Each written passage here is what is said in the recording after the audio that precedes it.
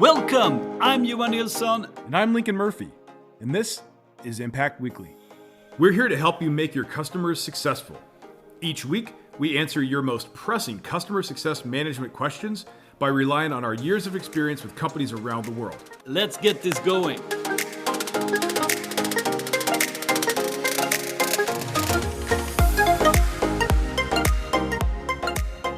All right, we are back.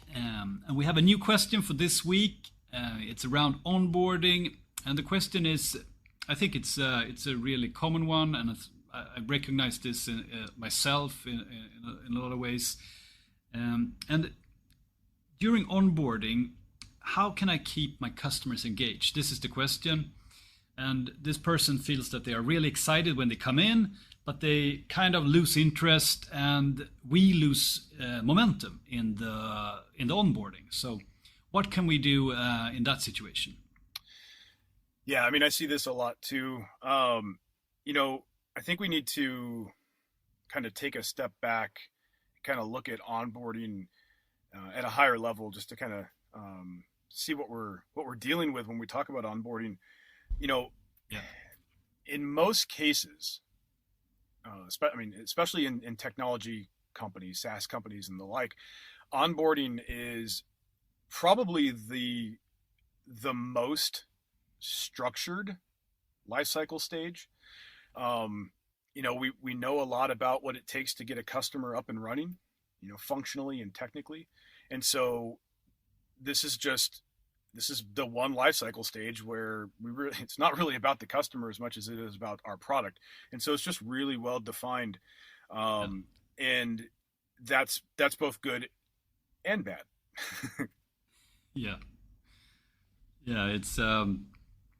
It's like now it's let's just get into setting things up, putting the screws in the holes and getting it set up, basically, rather than I think it's very different usually from what's been discussed during the sales process. And I think that's one of the problems, is that we kind of do things very differently from how we've been what we've been talking and discussing during the sales process. Yes, I call it the functional valley of sadness. That's what I call onboarding. Yeah. And because what happens is, you're right. I mean, when we talk, when the customer is talking to the salesperson, or even if they're not talking to the salesperson, but they're consuming your marketing materials and the social proof and all this other stuff that's out there, and they're getting excited about what's going to happen as a customer. They're excited about the fact that this product is going to help them achieve their goals. And if they're talking to a salesperson, that's what the salesperson is talking to them about. A salesperson's not necessarily, of course, answering their product related questions, but it's really about, like, what are you trying to achieve? What keeps you up at night? All of those things, and then connecting those emotionally to essentially to the product as a way of helping those things happen, or solving those problems. And then, so the customer is excited, they buy, and then they come to us, or whoever is going to be working with them post sale, and it's like all of that stuff is forgotten or just not discussed, and now it's like, here's all the work you're going to have to do, customer. Here's all the functional and technical stuff and all the configuration. You got to go gather this data, whatever. It's like, oh, well, that's not what I signed up for, right? Yeah. That's not what we talked about before. And so they come into this functional valley of sadness. And I think the goal here is to figure out how we can not let that be a functional valley of sadness, and in fact be something that's actually continues that excitement, continues that interest that the customer had, and really sets them up for success. Yeah. And we have to, of course, to do a lot of this little bit more boring work during this process. But yeah, let's talk about how we can keep the engagement. What would you say? Like, is it common that onboardings fail, or? Oh, that's interesting. I mean, I think I try to make a distinction between sort of failed onboarding and just ineffective onboarding. And failed onboarding would be where we just stop talking to the customer. Sometimes it's even actually on the vendor side where they end up ghosting the customer, or really dropping the ball after the handoff. But for whatever reason, onboarding just doesn't happen. Like we would just, it's whatever your mind goes to when we think of failed. It just stops. That is thankfully pretty rare. Okay, that doesn't usually happen. What's much more common is just what I call ineffective onboarding, and that's where, to your earlier point, where they were coming in and just kind of lost some interest. Things have kind of slowed down. Sometimes that happens immediately, and what we had a goal of to get them onboarded in, let's say, 30 days. And by the way, that's just a goal that we would have for them. There is no standard onboarding time. But let's say our goal was to get them up and running in 30 days. Through various reasons that cause slowdowns, now we're not onboarding them for until 45 days or 60 days, right? It's just taking longer to get them up and running. And maybe we're not doing everything that we would have liked to have done in that extended onboarding period. So that's what we talk about with ineffective. And what happens there, or the reason that happens, is your customers check out. They're still going to do some work. They're not completely going away. They're not ghosting you entirely, but you can tell they've lost interest. You can tell they're not putting in the work on their side. And so things just slow down, and all of the things we would want to do during onboarding just don't get done. That's ineffective onboarding, and that's much more common. And I think from us working with the onboarding, it's something really counterintuitive here. Is where I call it like a sense of urgency issue, where we, in the beginning, the customer signed, we have the first calls, it's really pleasant, nice, everything is happy, and we kind of go down and we slow down, and we end up there, as you say, delayed, and then we all of a sudden sense of urgency goes up, and it's pressure everywhere, and so I think what experienced customer success managers or onboarding specialists do is that they put like a lot of sense of urgency in the beginning to get things moving, so we don't lose time there, because it's easy that we do that because it's not as much pressure as it usually is when we should be up and running, and maybe things are not done. Yeah, I think that's the whole idea of that sense of urgency that can't be overstated. And I like the idea that you said, in terms of it being somewhat counterintuitive. I think, there is a tendency with CSMs and onboarding specialists to kind of go with the flow, match the customer's energy or however you want to say it. And that's not really what we are here to do, especially in that onboarding phase, where this is really kind of setting the tone for the customer's entire life cycle with us. This is the beginning, and we want to make sure that we get things off, at the beginning of that relationship, get it off to a good start. And I think Johan, you talk about positioning some, Yes. that's a thing, and I think this is Definitely. a great place where you have the ability to sort of position yourself and anybody else that the customer is going to be working with, either Definitely. appropriately or inappropriately. Talk about that a little bit, because I think that's a powerful concept. No, I think that's something also. If you put on like if you're like a project leader focus in an onboarding, and you tick off things on the to-do list, and you're very, very much into the details, that's also how the customer will perceive you. And they will not see you as the person who's going to help them achieve their business goals. So it's very easy if it's important for many reasons, and we'll get to that later, how you should do the onboarding. But it's also from a positioning point of view, you don't want to be seen as support, be seen as a project leader that's just going to do these like more technical admin tasks for the customer or together with the customer. So it's also important in that sense to set the stage here. For sure. I think, yeah, I mean, that's a really, again, that stuff cannot be overstated. Positioning with the customer is absolutely critical. And yeah, I mean, later on, you're going to want to talk to your customer about their goals. You're going to want to talk to them about, maybe expansion, right? Getting them to use more, maybe just increasing the breadth and depth of adoption. If you've positioned yourself as simply a technical project manager, essentially, or even, frankly, even worse, where you've positioned yourself as glorified support, right? You're really just, somebody that's there to solve problems. Later on, when the customer doesn't have quote unquote problems to solve, they're not going to see you as valuable. And you come in and want to try to talk to them about their goals and their hopes and their dreams, and they're going to say, why would I talk to a support person about that? Right? Nothing negative about support people. That support plays a very vital role, but that's not what we're here to do in customer success.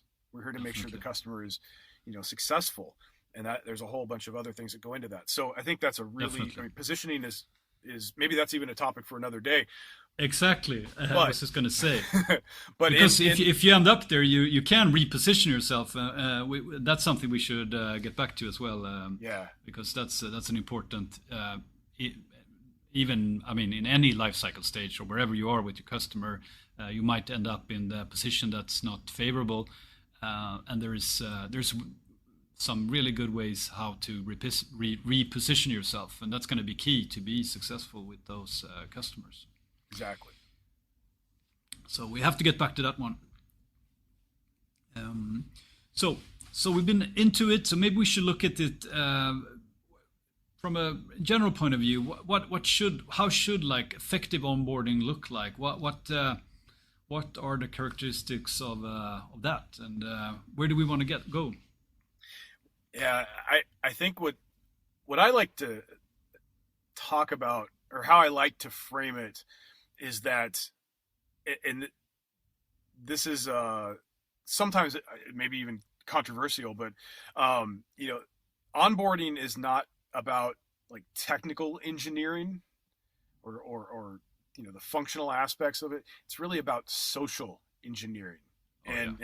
Social engineering, if you're not familiar, that's sort of a term that comes from the bad guy hackers, right?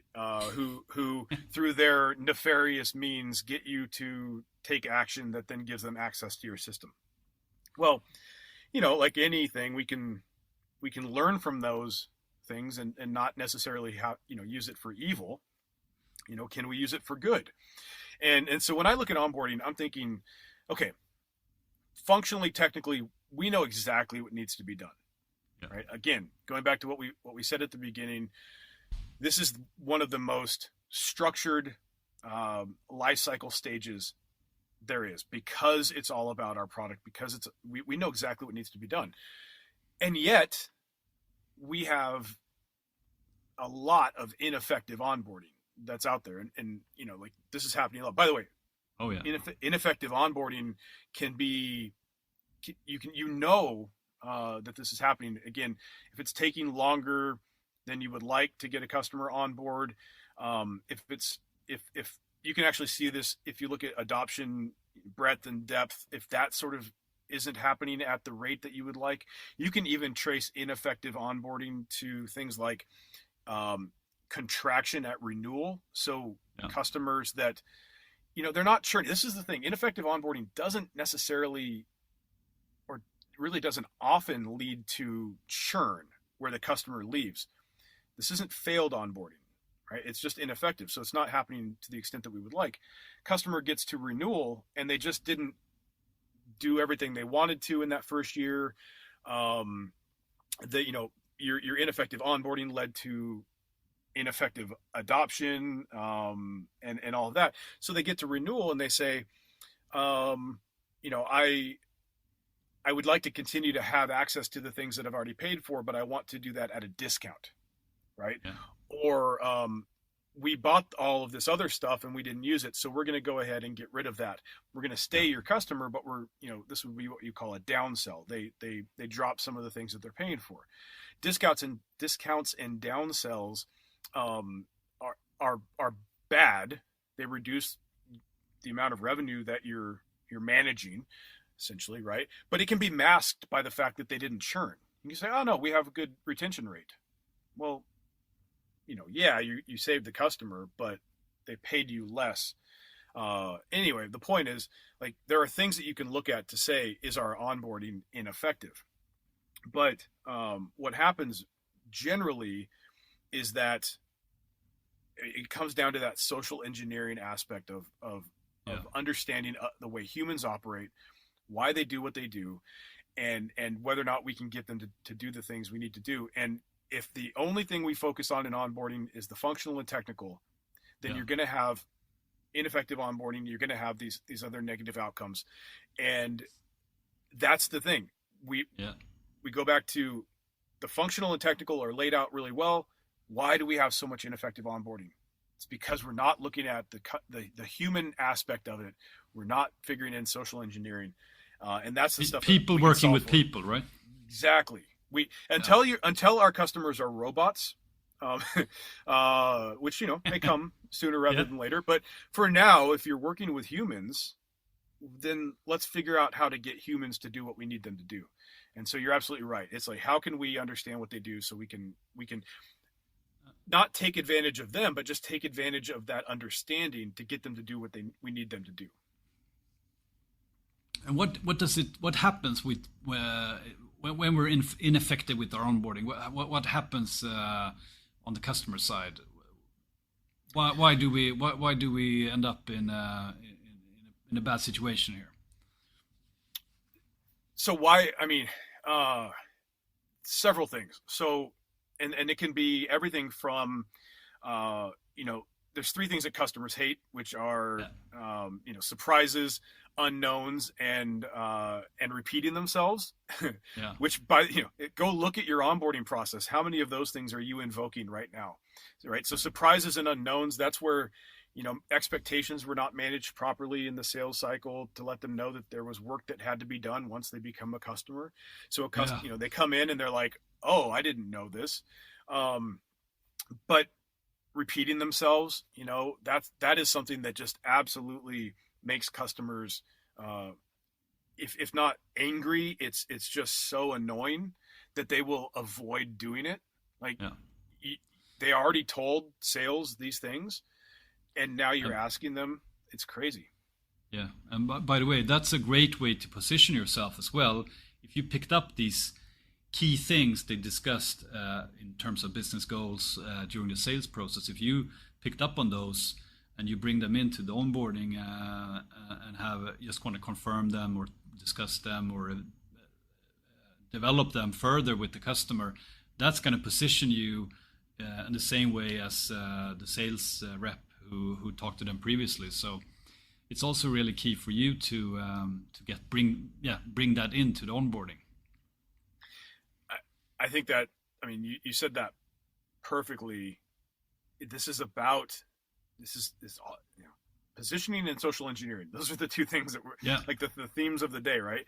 But exactly, it's about validating what they've already said to sales. Now, it may be about validating and going deeper, doing more discovery, but you don't want them to have to repeat the things that they've already said. But if we have that information from sales, hopefully we do, that it's been turned over, it's in the CRM. Hopefully we have some additional context, that's not just in the structured data, but the salesperson has filled us in on some of the nuance of the customer. And we can go to the customer and we can say, here's what I know about you. Tell me more. And, that is such a huge thing. And the customer is going to give you more detail, and you can get to a point where you have specific goals, specific objectives, specific time frame that the customer wants to achieve. Maybe they didn't go into that level of granularity with the salesperson, and you're just taking what they've already done and going further with it, taking it to a more granular place. And you're continuing that trust, you're continuing that relationship that was built in sales versus coming in and being completely different, just functional, technical, and not worrying about all of that other stuff. That's the way. Positioning and social engineering are the two main things here that can really change onboarding from ineffective to super effective. Yeah, because it's about people. Exactly. Great. So we talked a lot. We like to do that. We like to widen the scope of this question. But now let's get down to become more concrete and summarize 3 things we can do today that if we want to improve engagement during onboarding. 3 things we can do this week or even today. What can those be? So the first one, we say nail the handoff, and this is really comes down to a couple of elements within that, because we can say nail the handoff all day long, but that doesn't really mean anything. So let's kind of dig into that. The first one is discovery turnover. So again, we talked about continuing the conversation essentially that the prospect had with the salesperson to get them to become a customer. We want to continue that, and that's sometimes means that there's going to be context that we need to get from the salesperson that's not in the CRM. Yeah, and I think this is really crucial, and even I think even when you have the best intentions from sales, of course we know some salespeople want to just move on to the next customer or the next prospect, but even with the best intentions from a sales rep, it's a long process, probably a lot of meetings or appointments and discussions and mails and whatever. So there is a lot of history there, and you need to capture that in a structured way. And I think it's not just going to be a quick note or a quick call. You need to identify and help the sales rep here with the critical key points that we need to transfer. And that's I think that's if you really work it out, there's a lot of value here. There really is, and I think you what you said there, Johan, was just something worth repeating, and that is, I'll paraphrase, but essentially, you got to help the salesperson. You got to tell them what you need from them. Yeah. You work with them, but what is something, because they salespeople are somewhat, this is broad brush here, but they're somewhat transactional, right? They just need to move on to the next sale. So once they close a deal, they're on to the next thing. Yeah. So you want to get some additional context from them. You may not be able to get a lot of their time. So, go into it with what are 1 or 3 things max, probably at least initially, that additional context, nuance, things that they talked about with the customer, 1 or 2 or 3 things that they might be able to share that you have not found in their notes, that you have not found in the CRM, in the structured data, that they might just be able to respond really, really quick back to you with those couple of things.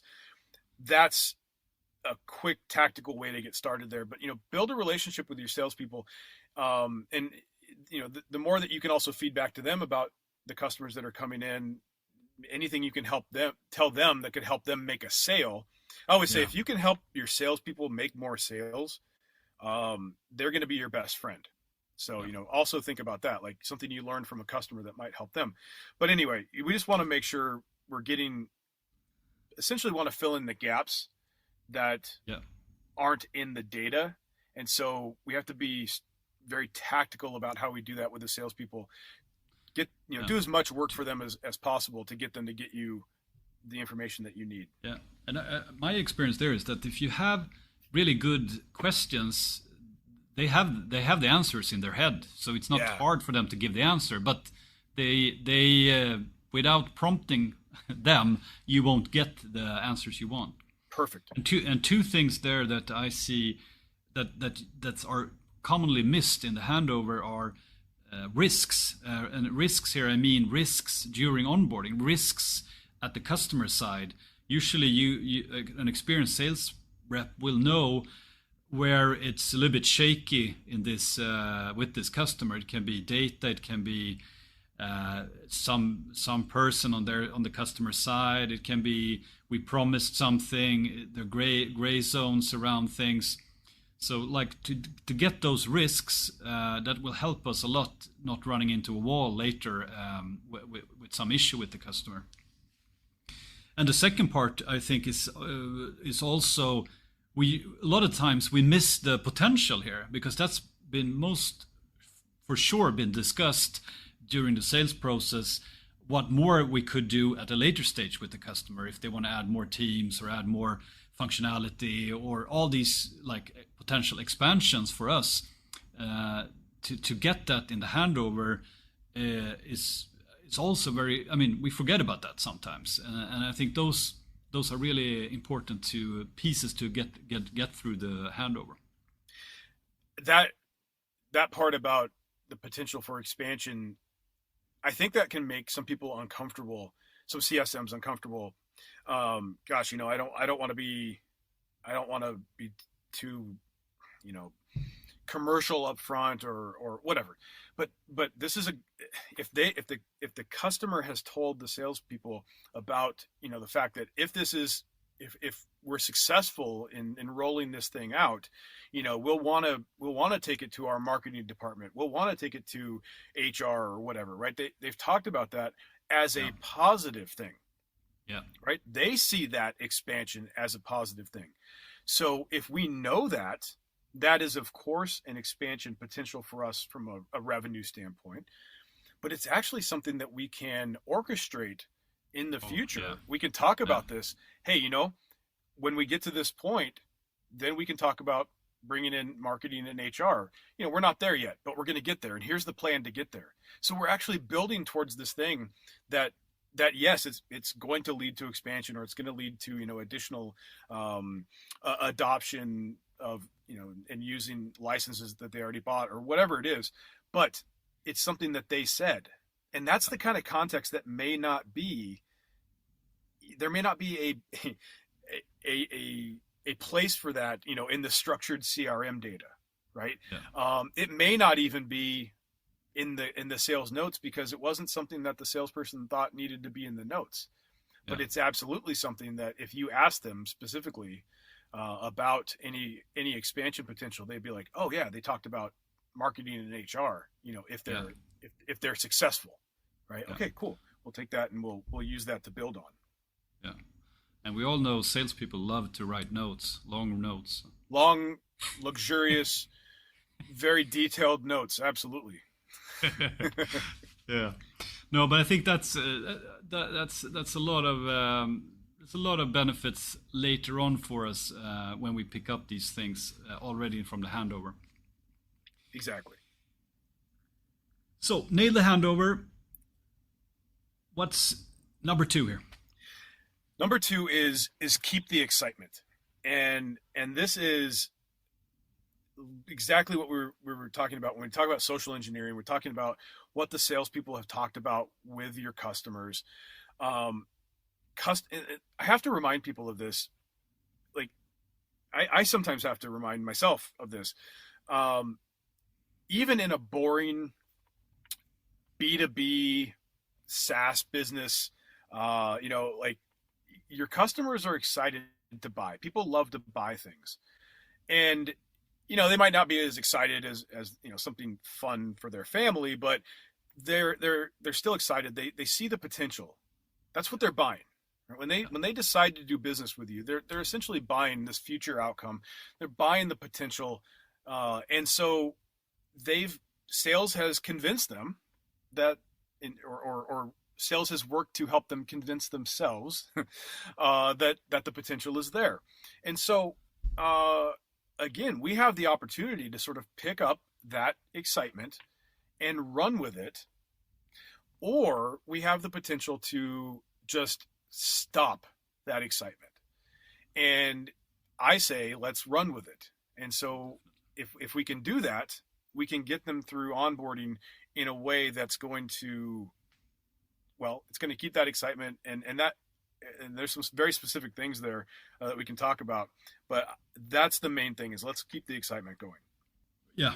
No, I think that's, and you have to talk about the reasons they got your product from the start, the goals, and also I've seen some people even trying to, get, if the goal is very far away, if you have a long onboarding, can we achieve parts of the goal, or can they feel the goal earlier in the process?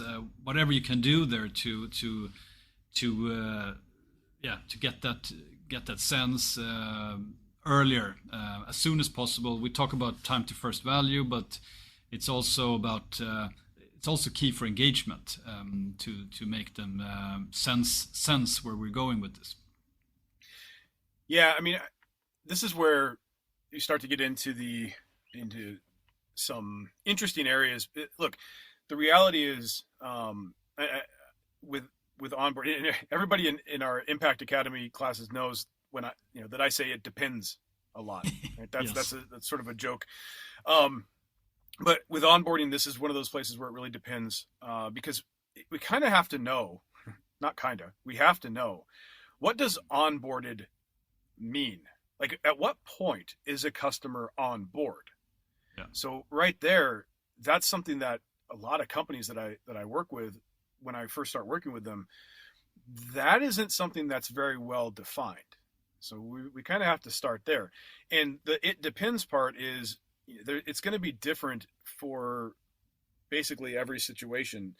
In general, I would say the less complex a product is and the fewer people that are involved with it, onboarded might look like actually getting some value out of the product. And then we would say they're on board. Maybe if I have an email marketing solution, I can upload my list. I can write an email and I can send that email, and we can say, all right, well, now you're on board. It's very simple.